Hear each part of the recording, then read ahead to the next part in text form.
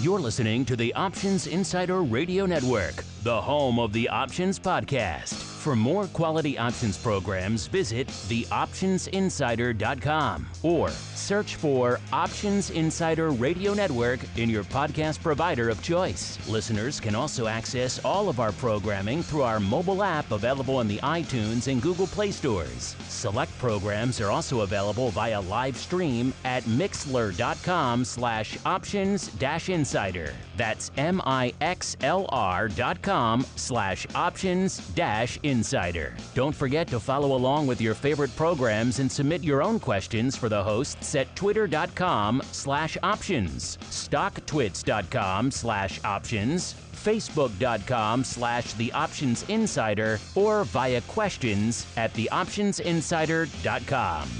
The Options Insider Radio Network is sponsored by Fidelity Investments. Fidelity's Option Trade Builder tool can help you confidently build an options trade in 3 simple steps. Just choose a strategy, select a contract, and then review the benefits and risks of the trade. Learn more about Option Trade Builder at fidelity.com/options. Options trading entails significant risk and is not appropriate for all investors. Certain complex option strategies carry additional risk. Before trading options, contact Fidelity Investments by calling 800-544-5115 to receive a copy of the characteristics and risks of standardized options. Fidelity Brokerage Services, LLC, member NYSE SIPC. Gold, crude oil, corn, soybeans, and more. With so many tradable products, the futures options market can be an intimidating place. How can you possibly keep track of the latest trading developments across so many different products? Don't worry, we've got you covered. Welcome to This Week in Futures Options, the program designed to help active futures options traders stay on top of this ever-changing marketplace. Each week, we'll break down the top trades, hot products, volatility explosions, and much more.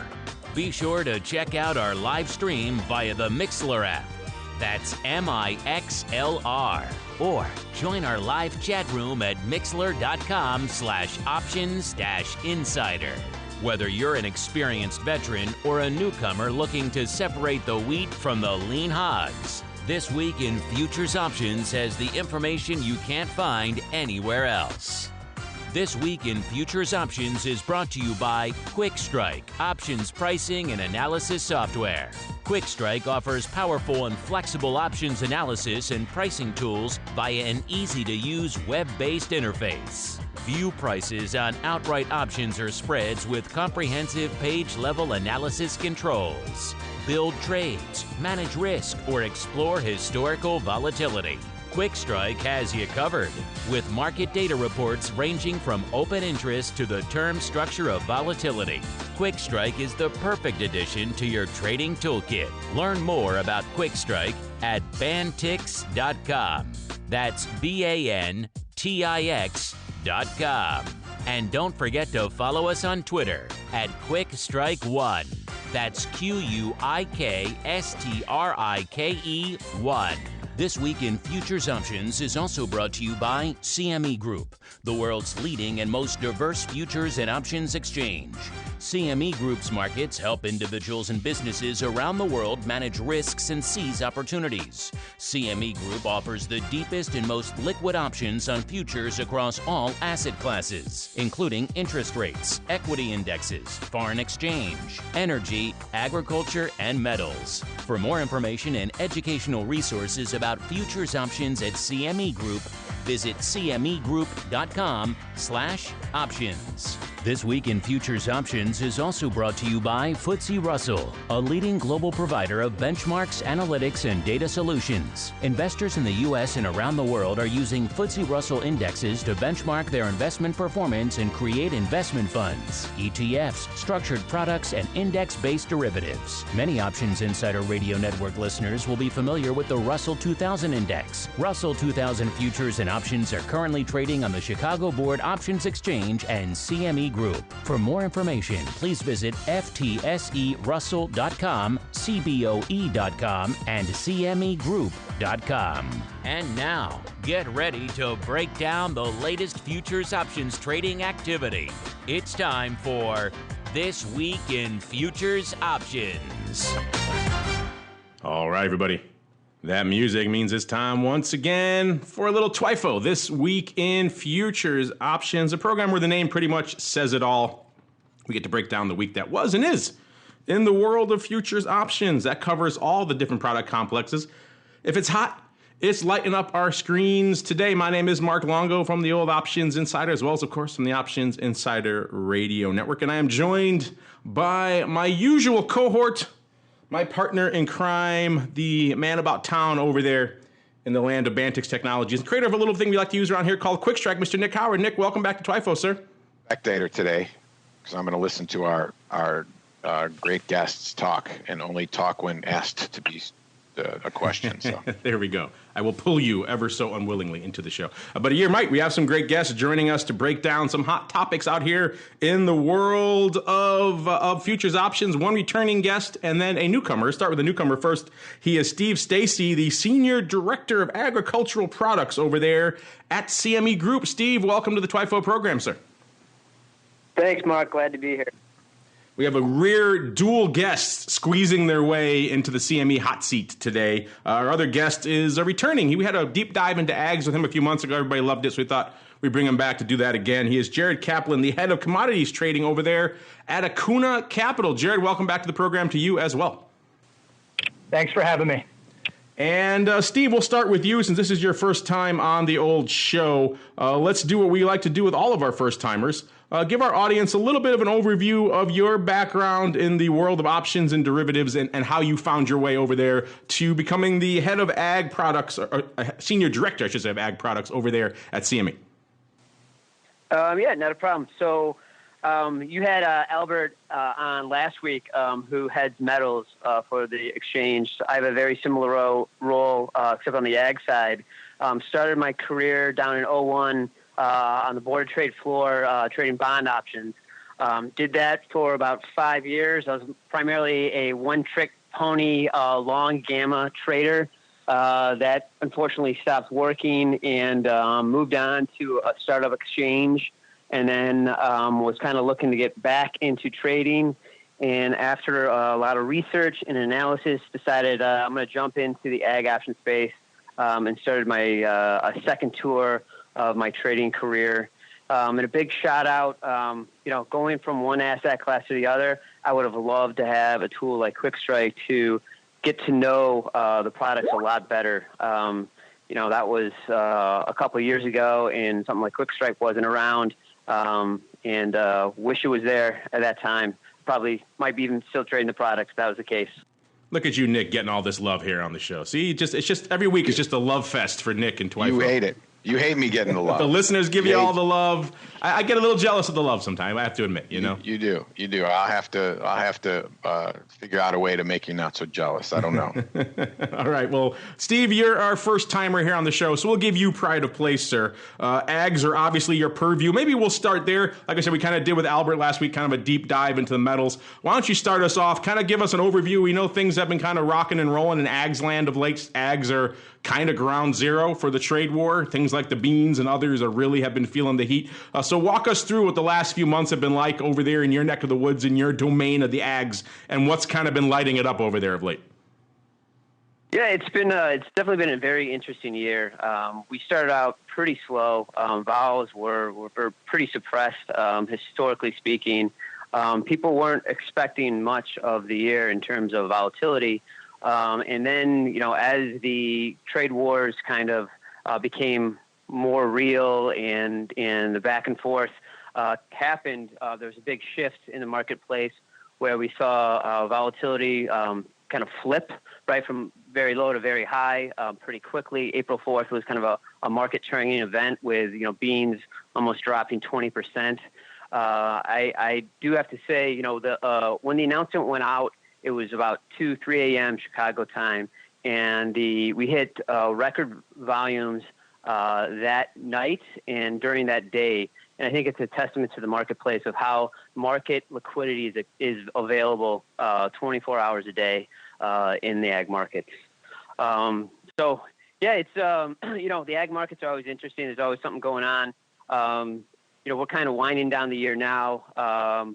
But then, you got South America coming on board here with their crop, and you never know what's in front of us. And we got the G20 summit on November 30th, and, beans rallied pretty good just out of the premise that there might be something on the table. So still a lot of uncertainties, and we'll see how everything kind of plays out. Yeah, we don't get a chance to talk ags as much as we'd like here on the show, but they interest us for a couple of reasons.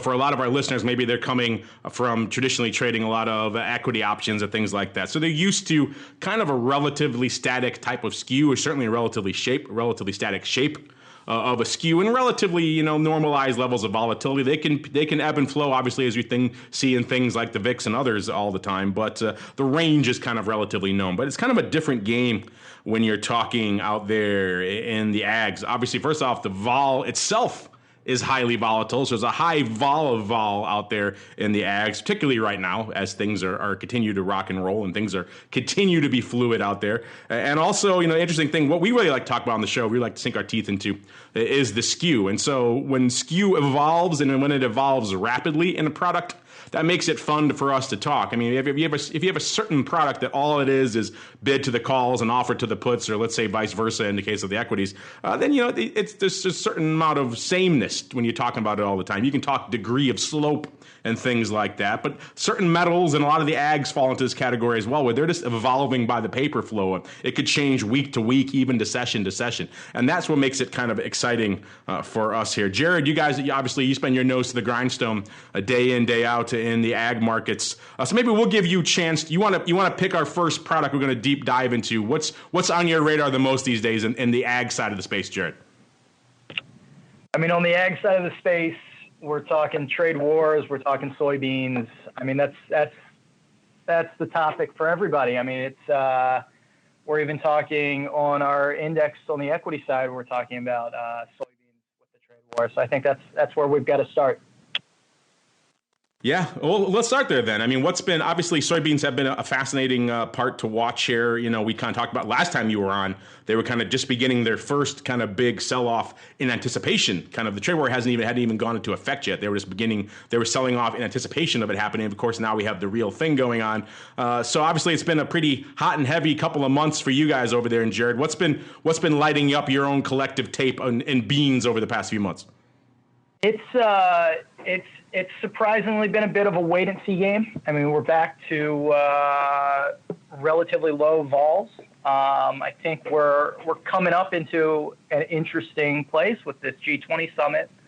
I think there's a lot of excitement for what could happen, but we've kind of got a really strong bull story and a really strong bear story right now, and we're just waiting for something to play out.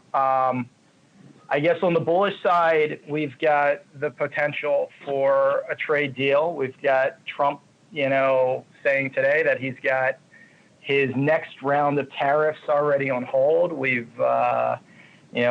continually hearing that, there are great conversations with China. We're hearing that there's some back and forth, and now some written back and forth, which is a positive sign. And, one meeting has turned into 2 meetings and a couple meals maybe. So, we're hearing a lot, and I think there's a lot of people looking for some strong upside potential in the beans.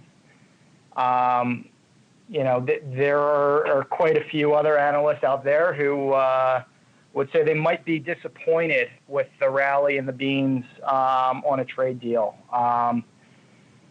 Because of, I guess, these trade tensions and the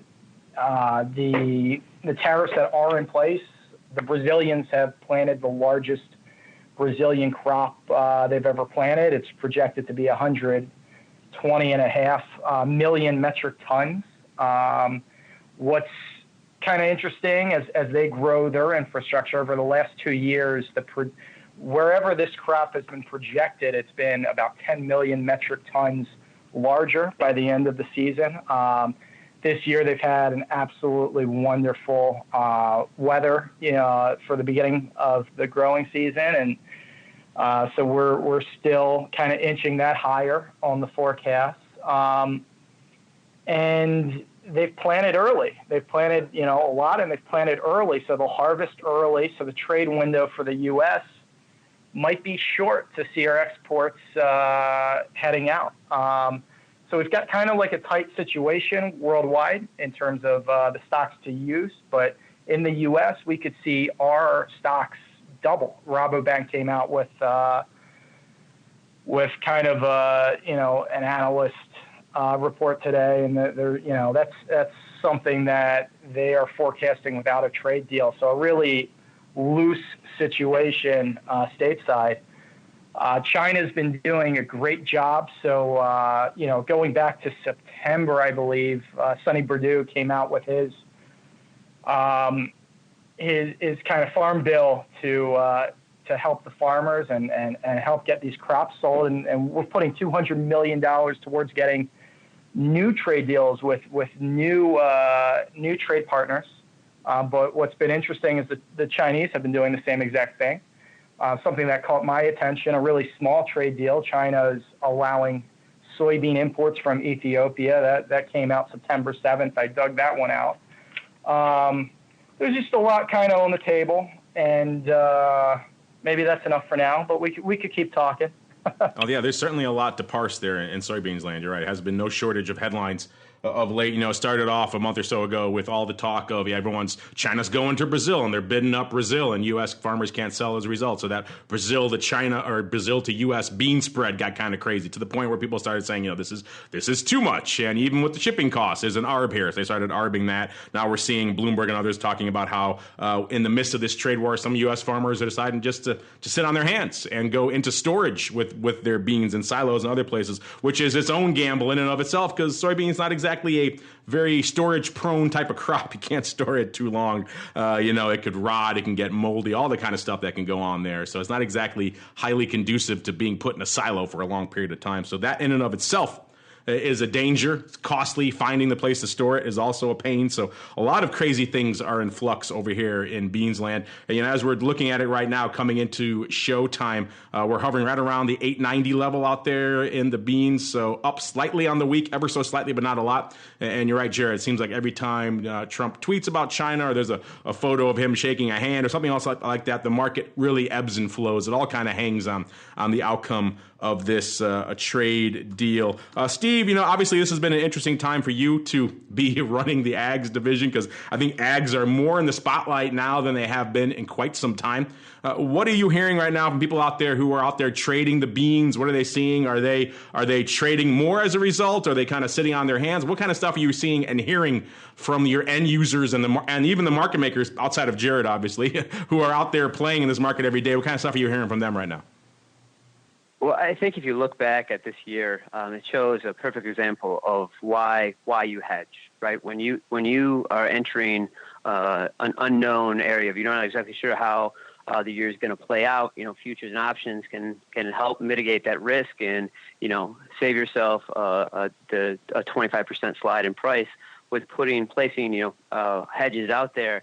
So there's a lot of hedges that have gone through this year. This crop year has ended. I think what's interesting, and people are kind of looking at the market, is okay, what happens next year, where we're talking about next year's crop at current prices. Do we shift from beans to corn? How is that going to play out? There's decisions being made going forward. I think the options market has been very vibrant through this whole kind of up and down. I mean, the ranges in volatility have been quite impressive. I mean, you're talking, low teens to all of a sudden, upper 30s of a range throughout the entire year in the bean market. And then you're seeing huge skew shifts too, where, the calls were 12 vols over, the 25 delta risk reversal being 12 vol handles over, calls being expensive versus the put. So big swings and skew in absolute at the money volatility. So it's I think it's been a very interesting, unique year. I think a lot of participants have been interacting with the market, just given the kind of overall landscape. Yeah, the skew is interesting. They break down really quickly here. Again, cmegroup.com/TWIFO or bantix.com, and click on the log into TWIFO there. If you're using it, you can see all the tools and follow along with the reports here as we're doing. Like I mentioned, coming into the 890 strike here at showtime here. And we're seeing kind of a mixed bag, which is kind of what makes the market. Most of the action out here in Jan right now, the 900 calls, so slightly out of the money calls kind of leading the dance ever so slightly, about 5,500 contracts on the tape coming into showtime, followed right behind it by the 8.5 puts. So a nice little tight strangle/risk reversal, call it what you will out there. About 5,000 of those hitting the tape, and also about 5,000 of the 820 puts. So puts on the tape, calls on the tape, and 920 is also lighting it up today. It's kind of a mixed bag out here. Kind of what Jared was referring to earlier. It is kind of you can see arguments for both sides of the tape, and you can see options paper reflecting that. Nick, we don't get a chance to talk ags perhaps as much as we'd like here on the show, so it's always kind of fun to do a little bit of a deep dive into them. Anything catching your eye out here in quick skew land for the beans, sir? Yeah, I just shot you a link that you can push out there. It's showing the 30-day quick skew chart, and I think what probably catches my eye the most is right now we have the puts are offered and the calls are bid. But prior to November, we had a situation where the calls and the puts were all trading 25 deltas in the 30-day. Again, these are going to be interpolated from two expirations. So generally it's going to give you a pretty good picture of where those are trading. For the better part of, let's call it August, September, October, the vol curve was where both the calls and the puts were firm or above the at-the-money. Now, there was little blips for a handful of days here and there where the put probably got a little offered in comparison, but that's probably one of the longer periods of time where we saw both the calls and the puts above the at-the-money, and generally, again, just from sort of an observational standpoint, that would tend to make you think that people weren't necessarily sure where things were going at that point. So it was kind of an equal weighting on the up or down, and we did see some movement up during that period of time, but we really trended between $9 and $8, and probably a little bit higher than $8 between August, September, and October. So the shift now over the last month, we've seen the puts, like I said, get offered and the calls get bid, and today is probably, looking at the most recent print in the curve that we have out there for the 30-day. This is the highest call vol we've seen since the beginning of July, and about the same thing for the offering in the put. So I think that's a little bit something to take with you, and that kind of plays into the fact that one of the guys mentioned how there was the expectation for some upside in the beans. So the skew, the 30-day skew anyway, is showing that might necessarily be the case there as well. Good stuff, Mr. Nick. We should probably keep rolling, but really quickly, Jared or Steve, you have anything else you want to hit on soybeans before we roll on into its sibling there, the corn? Well, I was just going to ask Jared if he's got any thoughts on the fact that Dees vol is there's a pretty big spread between Dees and Jan. Dees getting pushed down to around 15, where you got Jan at 18. Dees has got about a week left here on the board. If there's any thoughts on kind of the flow that he's seen and any reasoning behind the big spread, big vol spread. Sure. I mean, I have very strong opinions on Dees Jan. I'll kind of give both sides of the coin and maybe avoid my opinions. But these December options, they're priced much cheaper than the Jan. We are realizing on the 10-day realized is going to be under 10 vol for sure.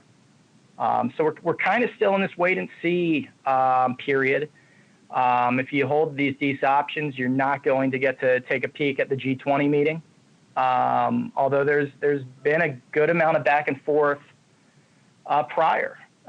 So today we had a rally up over 1% and fell back down. So if you're hedging your gamma intraday, you're doing quite well. You're making money on your long gamma long Dees option position. If you're going to hedge on the close, we didn't really have too much of a move by the end of the day. So it's kind of you could make an argument either way. The Jan options are obviously somewhat in demand, obviously much more in demand relative to the D. So you get a peek at the G20. And we get to take a peek at a couple other things. It's been a little wet in Argentina, so we get to see how that plays out. It's been quite wet and cold here. So how will the harvest go domestically? Will people try to store too many beans? Kind of referencing that Bloomberg article without a proper infrastructure. That's a scary thing. So you kind of get a peek at a couple of things. I think that's why we see that vol spread without giving a recommendation one way or the other.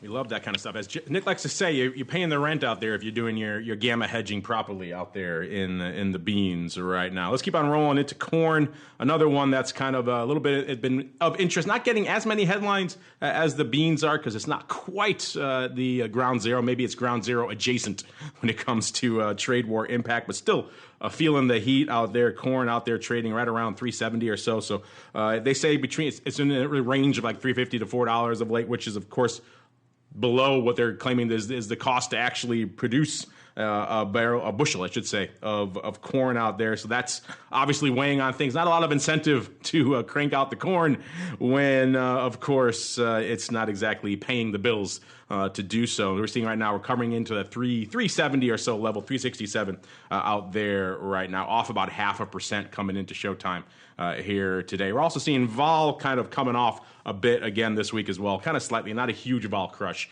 but coming off a little bit. The front contract kind of bucking that trend, but the front contract more gamma than vol really anyway. But still interesting stuff out here. Kind of a similar story we're seeing in corn a little bit to what you mentioned in soybeans a little bit earlier, Jared, where you're seeing some cases being made for maybe both sides of the coin. In fact, a piece coming out in Forbes recently about why corn is redonkulously overvalued, I think was a technical term that they used, or undervalued, I should say, and why it's poised to spike. Others obviously leaning the other way, which is why we're seeing some interesting paper out here as a result. The big contract, though, is kind of maybe not that surprising.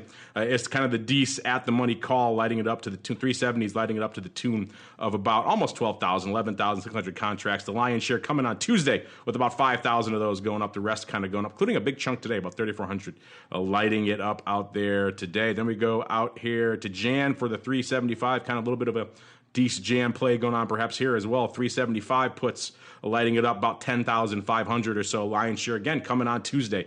Tuesday, the big day. Most of that opening, about 5,000 of that opening. So a lot of opening paper out there as well. Let's go back to Steve. Obviously, soybeans kind of been taking up a lot of oxygen in the room, but corn's been having its own issues and having its own headlines as a result. What are you seeing and hearing out there in the corn space from your clients and customers, Steve, these days? Well, we're going into a big expiration here. There's over 800,000 of open interest sitting on the Dees contract, 40,000 at the 370 strike, and roughly the same on the 360 puts. So a lot of OI sitting out there. Obviously, Dees being the new crop contract, a lot of long OI that's going to go off the board here in the next week. People starting to put positions on farther down the year. This month, November, is the most active front month for activity in the ag space. Ags obviously have a lot of seasonality. The grain and oil seeds kind of have certain characteristics throughout the entire year. The volume and open interest is spread out through the entire term structure, which is a bit unique in the ag space, which I think is also could lead to a lot of interesting, opportunity in trading, given the different dynamics and how the vol structure plays out throughout the entire year. So this November right now, what we're going through right now is the most active of the front month contract. And as the year progresses, you're going to see more of the activity volume in OI spread out throughout the term structure. So this time is a bit unique, but about to end here in the next week. A lot of activity. And then obviously the expiration and the fact that futures always gravitate or tend to gravitate to the high OI strike. Could be interesting what happens here in the next 5-6 trading days.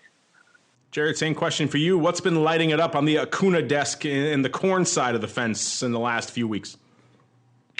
Sure. Well, first, I want to give kudos to Steve and CME.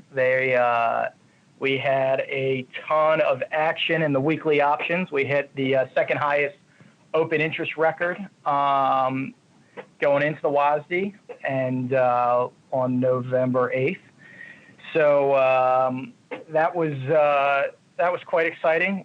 And this is why it's so important to have just a varied customer group in a marketplace. It just allows for price discovery, and we see how trading begets more trading, which only increases liquidity and price discovery, which is fantastic for our hedgers. So we had a huge call buyer. I think they bought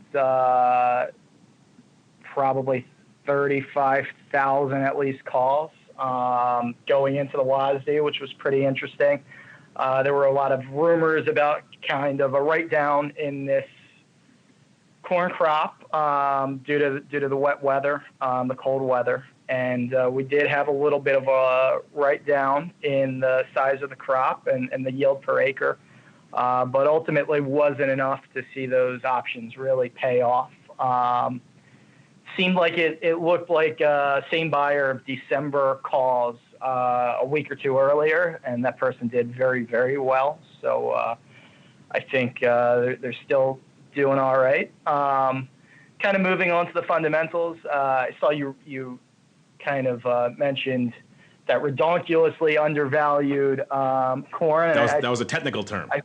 The technical terms. I saw the notes and just had a couple of comments. So one of their points was this E15 waiver for ethanol. For me, that's kind of a non-story. An E15 waiver, from what I'm hearing, isn't going to move the needle. An E15 mandate gets E15 moving, but the cost of infrastructure and the demand just isn't there.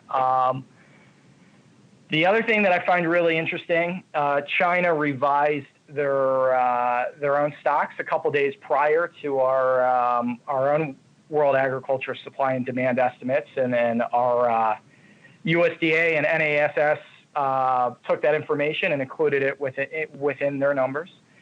So they basically increased their own corn stocks by 40% of the U.S. production, by 149 million metric tons. So that's quite interesting. I mean, and they revised their numbers going back 10 years. So what is the quality of that corn? Some of that corn could be 10 years old. How well is it stored? There's a lot of unknowns. What we do know is that corn in China is the most expensive corn in the world. The corn on the Dalian Commodities Exchange has only upticked since that information came out. So most of the analysis I'm seeing is kind of disregarding the stocks in China and looking at kind of world minus China for stocks to use and all those measurements. Yeah, I don't want to be the first in line to eat that 10-year-old corn. That doesn't sound too appetizing, or to feed it to my to the cows or anything along those. Yeah, 10-year-old corn. I'm not sure what the window is on that. Seems like that's pushing it a little bit. But we hear that claim a lot, that some of the numbers, the broad numbers coming out of China, less than reliable, shall we say. Maybe that applies to their corn data over there as well. Speaking of data, Nick, you're kind of the keeper of the data. It's kind of interesting to look here over here at corn. Another one we don't get a chance to talk about as much as perhaps we would like here on the show. A lot of the paper lighting it up this week is in the Dees contract, a little over a third of all the volume coming in this week in Dees, about 37%. Yet the skew in Dees is kind of relatively unched to where it was last week. Not a lot going on there. But you go out to Jan, which is where things are lighting it up a little bit more, the second most active month out here, and the skew a little bit moving a little bit. The calls moving. Looks like the puts getting a little bit less cheap. All kinds of fun stuff. What's catching your eye out here in corn skew this week, Mr. Nick?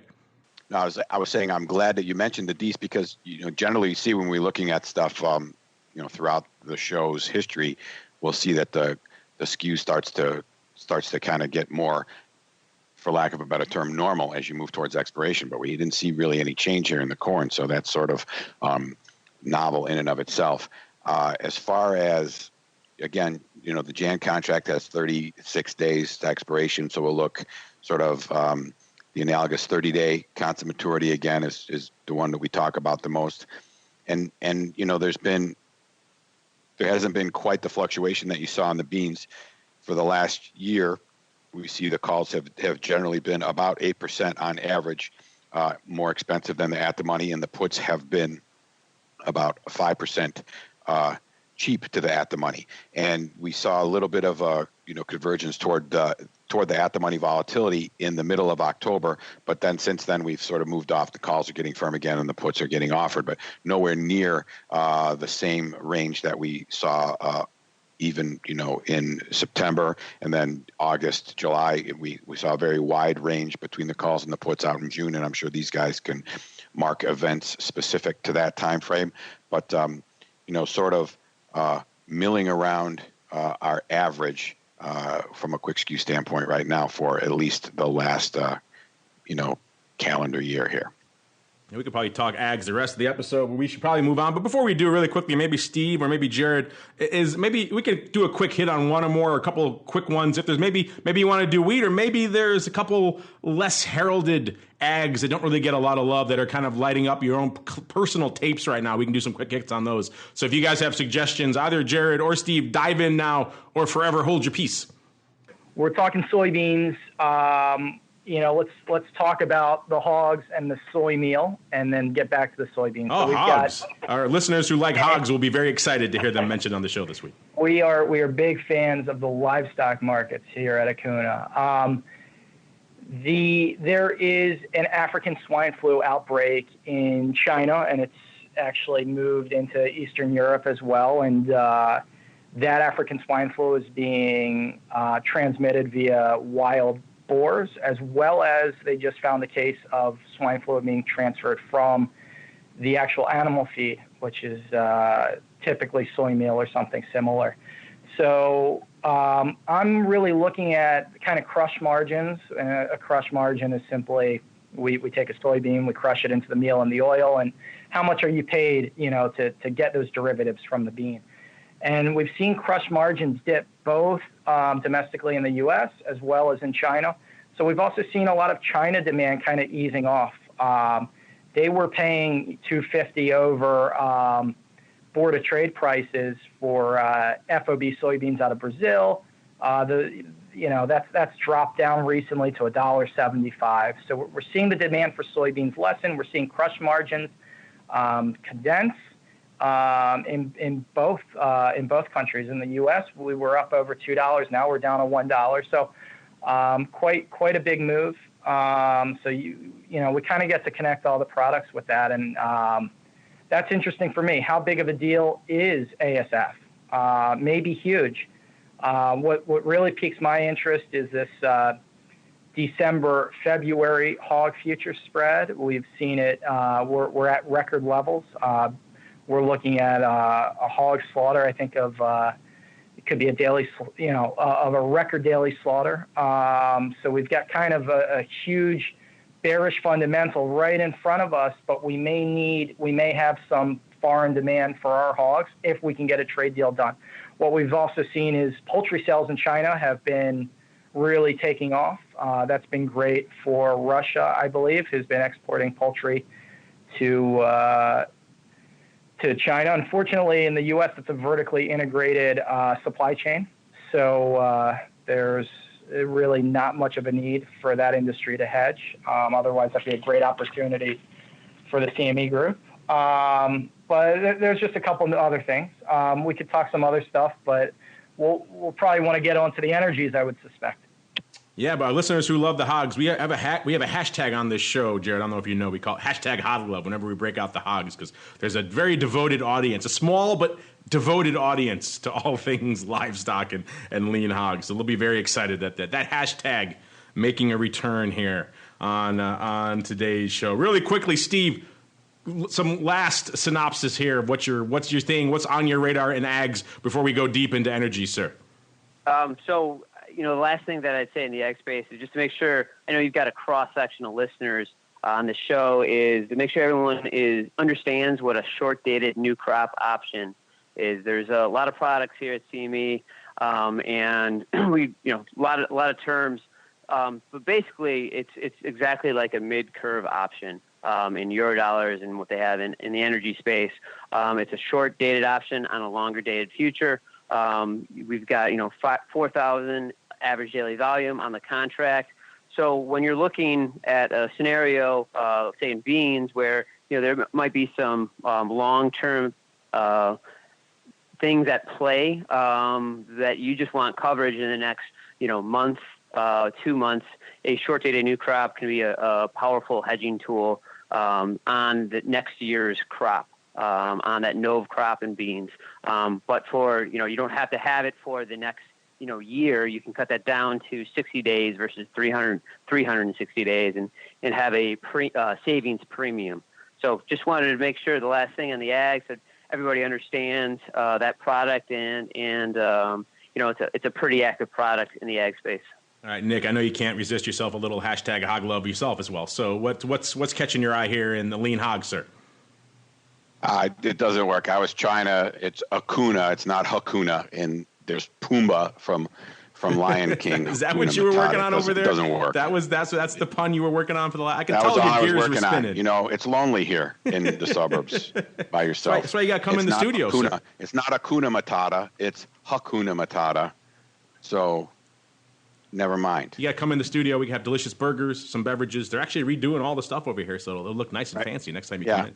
Well, Pumbaa is a warthog, right? And we could have burgers. So Pumbaa's a warthog. They like the hogs over there. So it was a stretch. But you know what? We needed a little mental break in this one. So anyway, go ahead. Before we butcher the Disney metaphor anymore, sir, let's keep rolling. Energy is obviously lighting it up this week as well. I got a lot of products on the show this week we don't get a chance to spend a lot of time on, but certainly in the spotlight this week. We'll get to Crude in a bit, obviously, listeners. We got to start though in the land of Nat Gas. One of the reasons we don't talk Nat Gas a lot on the show, quite frankly, is it usually kind of does its thing. It kind of vacillates around probably in the mid to high twos. If it breaks into the low threes, it's interesting. If it breaks into 3.5, hey, that's a big deal. This week it went above and beyond. It broke up. It's right now it's coming into the showtime right around 420. It's up about 13% for the week. So that qualifies as a pretty much a historic move, pretty much no matter how you're breaking it down out here. So Jared, I know you're the commodities guy. You focus a lot on ags, but obviously Nat Gas has been lighting up your collective tape over there at Akuna today. What's been catching your eye? What's been going on? A move like this, it could be very interesting from a market-making perspective. What's been catching your eye out there in Nat Gas this week? Sure. I mean, it's been a very interesting week for us. We're very proud that we've been able to provide liquidity to the market throughout this entire event. Hopefully there for the end users and producers who are needing to hedge. I mean, this is a great opportunity, or still is a great opportunity for producers to hedge. I mean, fundamentally, we've been kind of waiting for the gas to take off. We came into this month with 3,143 BCF of working gas in storage. That's 638 BCF below the 5-year average. So we were kind of waiting for something to happen. We've been the gas market's been in a wait and see phase for basically since February, coming out of last winter when the cold broke and kind of winter was over. So I think this particular run-up is quite different than the run-ups we've seen in the past. What's really been the most extreme is the lack of volatility in the April. We typically see that April contract following a little bit. So for me, this was really a March-April, sometimes known as the Widowmaker spread story. So really, I mean, a 50% move in 3 trading sessions. And today we came off the highs. So the highs yesterday were 460, and right now we're trading around 360, if you can believe that. So quite the volatility. Lots of interest in the vanilla options, in the calendar spread options. It's been very exciting, and lots of open interest in the futures and future spreads as well. Yeah, I'm glad you mentioned the Widowmaker because I was going to bring that up. From my market maker days, whenever you have a, shall we say, aggressive one-sided move in the underlying, usually the paper flow is commensurately aggressive and one-sided. In this case, things are exploding. Guess what customers want to do all day? They want to buy calls, and that's pretty much it. So how has that been like managing that kind of one-sided flow risk over there at Akuna? I imagine it's been a bit of a challenge. You mentioned the Widowmaker, but you're here talking to us, so that's good. Sounds like things are going well. It wasn't too aggressive of a move that you guys weren't able to maybe spread it off. Has two-sided flow kind of returned out there, or is it still, it's kind of coming off a little bit now, so you think the worst in the immediate near term has passed, but give our listeners a little bit of an insight into what the managing the position in the last few days has been like with all this kind of one-sided flow going on. Sure, absolutely. So it's been an exciting time as a market maker. A lot to manage. So we basically saw volatility increase, move from the 40s up to around 100. Obviously, realizing much higher than that. So huge demand for the calls, and our business model is really to, I guess, constantly provide a two-sided market and liquidity for the customers of the exchange. So we're really not seeking too much to hold on to a position. We're not just, statically providing liquidity and not backing up and just selling calls and calling it a day and heading to a nice dinner afterwards and not sweating it. So, as that interest comes into the market, we are trading and retreating our prices and continuing to buy and sell throughout. What we've seen is that these markets are really orderly given the amount of technology and automation in the marketplace today. There used to be times where we could have 3% moves and we'd have to get out of the market, manually adjust our prices, manually adjust our parameters, but a lot is automated now, and it's really relatively seamless where we can handle a 50% rally in 3 days, both in terms of managing our inventory, managing our own risk profile, and constantly providing that two-sided market, not just on Globex, but also in the OTC voice marketplace, which is extremely vibrant. So, it's nice to get a few pats on the back from our brokers who have been relatively pleased with us and quite busy and frantic conditions.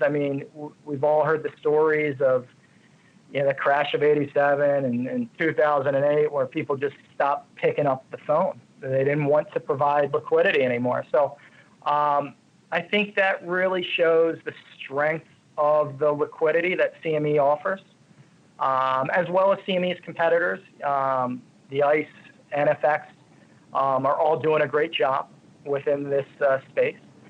And it's been, I think, a positive transfer of risk back and forth relative to how extreme these moves are. Obviously, if somebody's buying the top, it's very unfortunate, whether that's by choice or forced. And we're just here trying to get everybody the best possible price that we can. So hopefully, the producers have taken advantage, and this has been a positive event on net.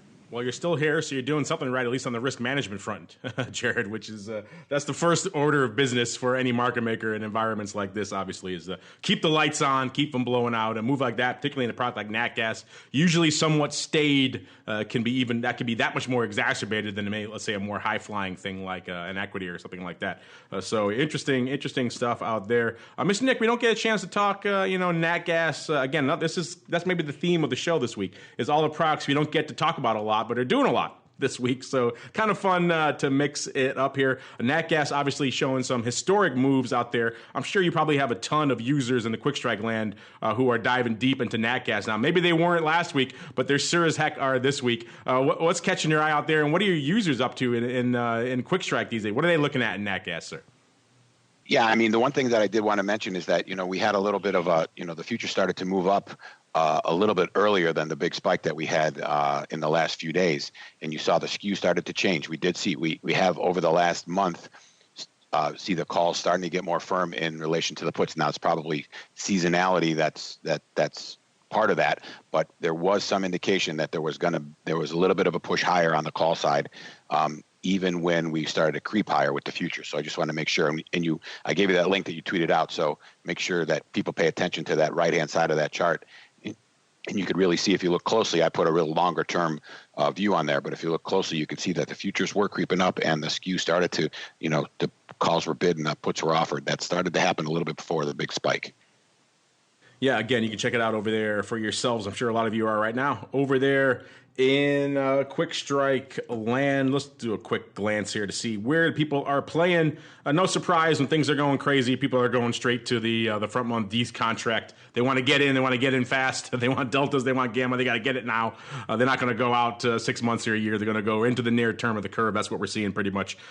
D's lighting it up to the tune of 35,000 contracts this week. About over a third of the overall paper coming in up there. Of that, what's leading the charge? Pretty much, as you might surprise, we kind of topped out close to that 4.5 level. And that's pretty much where led the charge this week as well. 4.5 calls doing a lot of business this week. 35,000 and change. Again, that was 35,000 number I quoted before was just in the 4.5 calls out there. That's pretty much evenly spread throughout the week. Not so much lighting it up today. Again, we're retreating off those levels now. But earlier this week, we saw 11,000, 12,000 pretty much a day printing on that strike. So that was where the action was. Again, no surprise out there. Let's keep really quickly, Mr. Nick, since we're talking energy. Our old friend, the old Texas T, the WTI, kind of moving the other way this week. We got Nat Gas exploding up. We got crude not quite exploding, but moving, shall we say, aggressively to the downside. It seems like just yesterday, Nick, we were talking like 72, 73. Now here we are coming in a very different ball game out here in WTI out here this week. Listeners are getting back down into those levels we haven't seen in quite some time out here, getting into, the 50 handle, touched, I believe, 55. Right now, coming into showtime right around 56.5, off another 6% on the week. So as Nat Gas explodes to the upside, crude whimpering aggressively, shall we say, to the downside here. So yeah, it's been a rough go for the crude bulls out there. We got kind of conflicting data. You got Iran going on. You got our production output. You got OPEC. What they're talking about, whether they're going to cut or not. All these things kind of mixing in. You got forecasts coming out for next year, still showing a lot of potential growth out there. The amount of oil putting out per day has already climbed quite a bit this year, up nearly 2 million barrels a day just since May. So output off the charts. That, of course, is going to weigh on the product no matter what you see out there coming in. Let's look really quickly here. 56.5 is where we're coming into showtime, and it is the Jan double puts, 55 puts, lighting it up to the tune of nearly 30,000 out here. Taking the lion's share, no real surprise out there in crude. Really quick, Jared, if you got anything you want to add here on WTI before we roll on to some listeners and some other stuff, feel free, sir. Sure. I know you guys love talking about the skew. I've kind of shied away from a few things, but this I think is pretty interesting. Those near out of the money puts, that 40 delta, 35 delta, 30 delta put area has been quite firm, highly in demand by traders. But our further downside has been a lot less in demand, which is kind of interesting. So I don't think that the fear has completely taken on the market. I think, there's a lot, there's a strong opinion that we could move down, who knows, 10%, 15%, 20% more, but the market is not implying as strongly that we'll have that 40%, 50% washout to the downside, which is quite interesting. We see something similar actually on the gas to the upside, but the gas to the upside, I think the March 1400 call trades. And not for a single tick. So it's just it's a different beast. What an upside option is in terms of how far out of the money we're looking in percentage terms in the gas. But I thought you guys might find that interesting.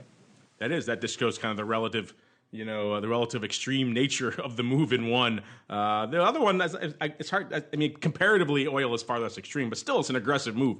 I don't really want to downplay it. Mr. Nick, obviously, I know you have a lot of users who love pretty much to spend their days in Quick Strike looking at WTI. What's catching your eye? What's catching their eyes over there in WTI land this week, sir? I think the one thing I just wanted to talk about is I think last show when we were discussing this, where were we? We were starting to bounce around. We were bouncing around the 65 strike, I think it was, right, Mark? I believe that was the case when we were talking about it. Yes. It had just breached 65, that but it had not gone through. At the time, yeah. Can you hear me okay? I hear you. Yeah. Okay. Yeah. So I mean, we were just come through 65, and we were talking about whether it was going to continue. Like if we continue to go through that, then we would see vol pick up, right? So we obviously continue to go through that. We're down another $8 after that. It's still, even with that drop, I just was surprised on how big the spike in volatility was, to be honest with you. And we've been talking about how, we move along the vol curve, and then whether there's a shift in the vol curve itself. So we definitely moved along to a higher put volatility, but there was that big jump to 7 or 8 vol in the curve itself. So, and I just, given all the talk and all the news that even came out, and again, I'm not trading it. I'm just watching it. I'm still surprised that there was just the reaction that there was. And it had to be, I saw something on Bloomberg, Quint, to put out an article about how negative gamma forced the market even lower because people started to have to sell futures on strikes they were short. I mean, I didn't read that. I'm interpreting that.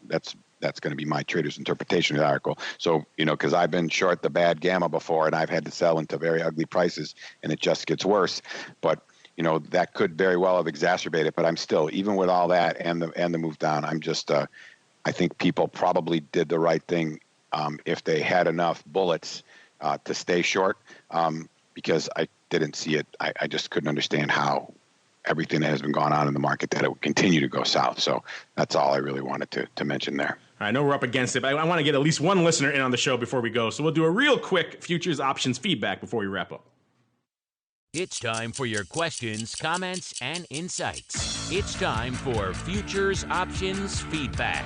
Submit your questions at twitter.com/options, facebook.com/The Options Insider, stocktwits.com/Options Insider, or via questions@theoptionsinsider.com.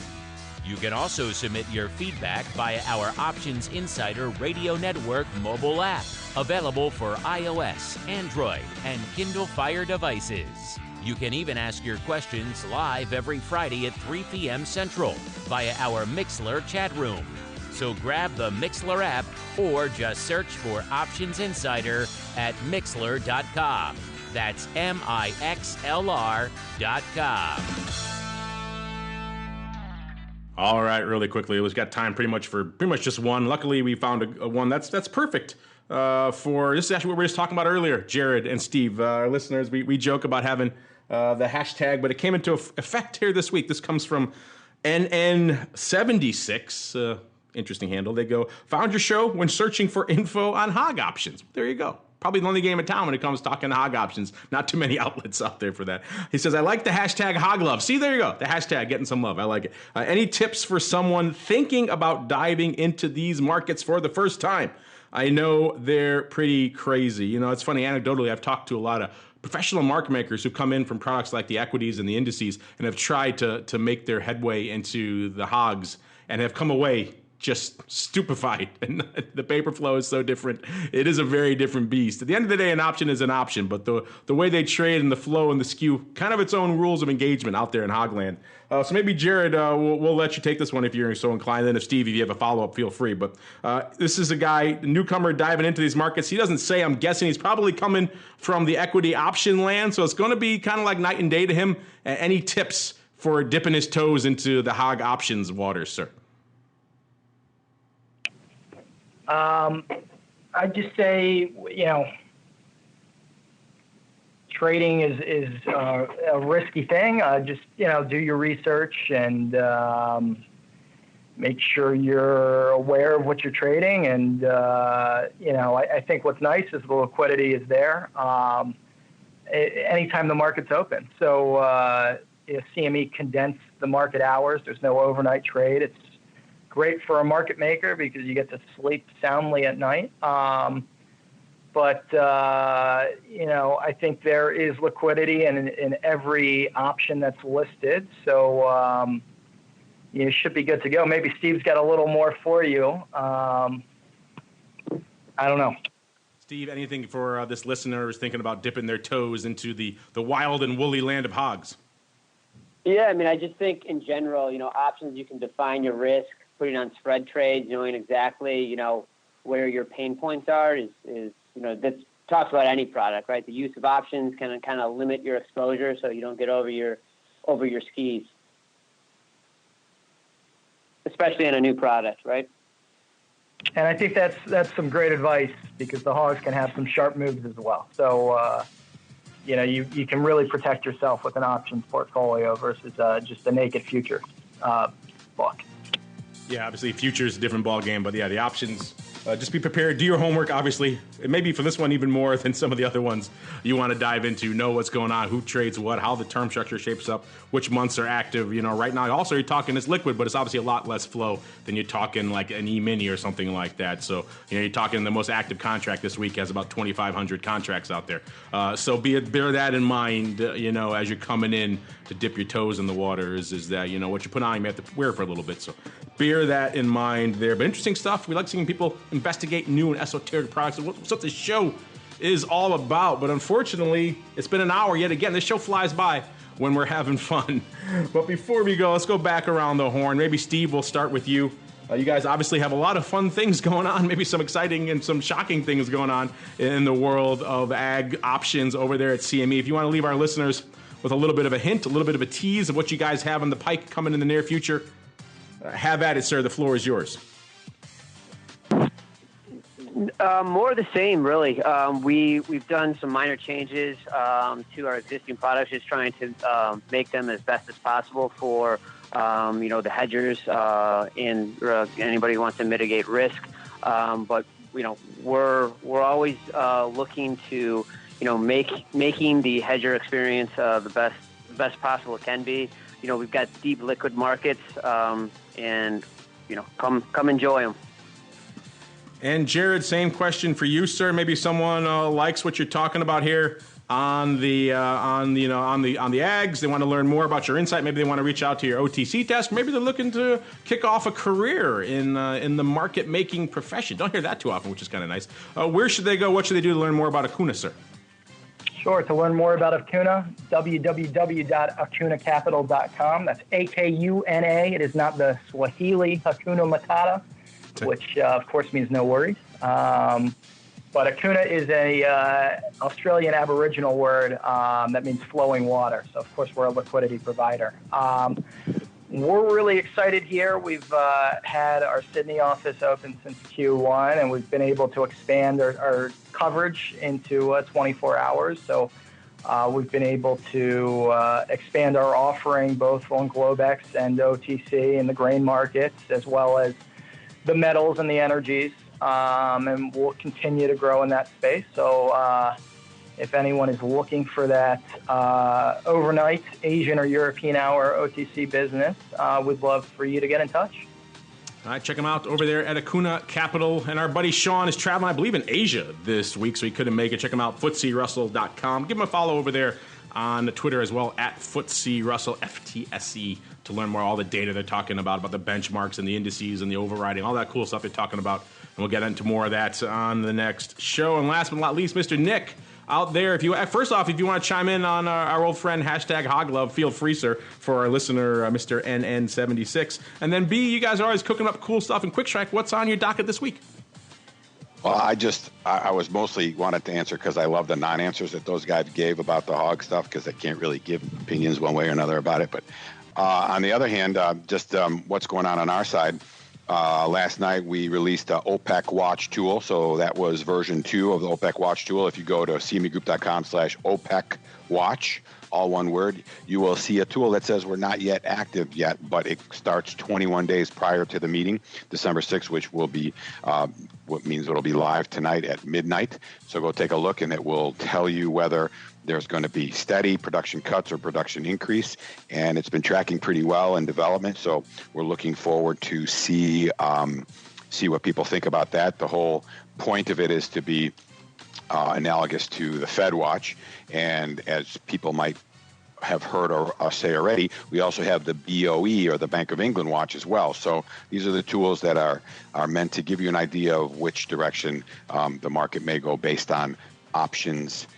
In the case of the OPEC Watch, based on the options volatility information, in the case of the Fed Watch and the BOE Watch on the futures. So those are the new things that are out there. And then we're finally going to be releasing the expiration calendar and the event vol calculator. Those should appear before Thanksgiving. They're just finalizing the verbiage that's going to be on the CME pages, but take a look at that. And as always, if you want to see more of the free tools, you can go to cmegroup.com/quickstrike, or check us out in general at bantix.com, BANTIX.com. And gentlemen from Akuna, I like that flowing water, very good. And from CME, Steve, nice work. Thanks for coming out today. Appreciate it. Good stuff. Akuna is good, because you don't want to get in a messy trademark battle with Disney. They're kind of litigious, so Akuna, a good way to go. Even though Akuna Matata would have been a fun name for a trading firm as well. As Nick mentioned, check them out over there at bantix.com, BANTIX.com to learn more. Maybe you want to kick the tires on these tools yourself. As Steve said at the top of the show, if you're not using these things and you're trading these products, I honestly don't know what you're doing, unless you're maybe rolling your own. I don't know. But other than that, it's kind of hard. So Bantix.com is the place. So give them a follow on Twitter as well, QUIKSTRIKE1, to learn more. And on behalf of Mr. Nick and Jared and Steve and indeed myself and our old friend Sean, who's traveling across the globe right now, and indeed myself, I want to thank all of you for downloading, streaming, subscribing, for sending in such great questions. We'll get to more of them when we don't have such a jam-packed episode, I promise. And we'll see you next week actually, we won't see you next week live because it's the holiday next week. We'll see you back here. We'll have a best of for you, though, to sink your teeth into, so don't worry. Keep the feed active. And then we'll see you back here in 2 weeks for more of This Week in Futures Options.